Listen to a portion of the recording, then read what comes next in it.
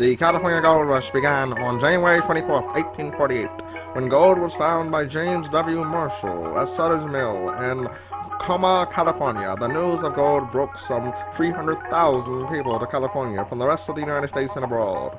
The sudden influx of immigrants and gold into the money supply reinvigorated the American economy, and California became one of the few American states to go directly to statehood without first being a territory in the Compromise of 1850. The gold rush had several effects on native Californians and results in a precipitous population decline from disease, genocide, and starvation. By the time it ended, California had gone from a thinly populated ex-Mexican territory to the home state of the first nominee for the Republican Party. The events of the gold rush were substantial. Whole indigenous societies were attacked and pushed off their land by the gold seekers called 49ers. And not the football team, but the people that mined for the gold. The first to hear confirmed information of the gold rush were the people in Oregon, the Sandwich Islands, Hawaii, and Latin America. They were the first to start flocking to the state in late 1848. Of the 300,000 people who came to America during the gold rush, approximately half arrived by sea, and half came overland on the California Trail and the Gila River Trail. 49ers often faced substantial hardships on the trips, while most of the newly arrived were Americans. The gold rush attracted tens of thousands from Latin America, Europe, Australia, and China.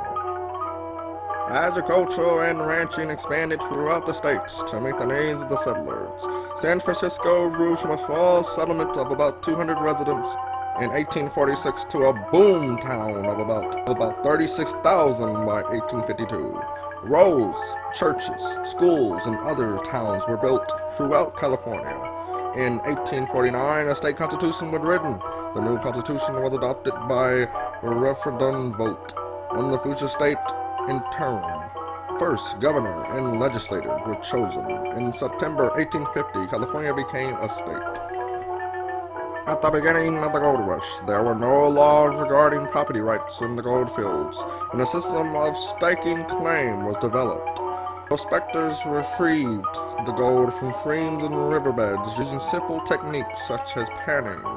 Although the mining caused environmental harm, more sophisticated methods of gold recovered were developed and later adopted around the world.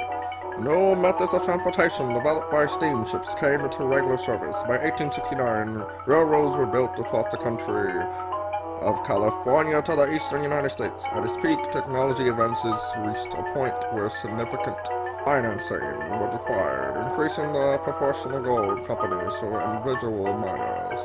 Gold worth tens of billions of dollars was recovered, which led to great wealth for few. However, many returned home with little more than they had started with. California gold fields, red in the Serena, Nevada, in Northern California. The Mexican-American War ended on February 3rd, 1848, although California was firmly in Americans' hands before that. The Treaty of Guadalupe Hidalgo provided for other thing, the formal transfer of Upper California to the United States. The California Gold Rush began at Sutter's Mill near Coma. On January 24, 1848, James W. Marshall, a foreman working for Sacramento pioneer John Sutter, found shiny metal in the trace race of a lumber mill. Marshall was building for Sutter on the American River. Marshall brought what he found to John Sutter, and the two privately tested the metal.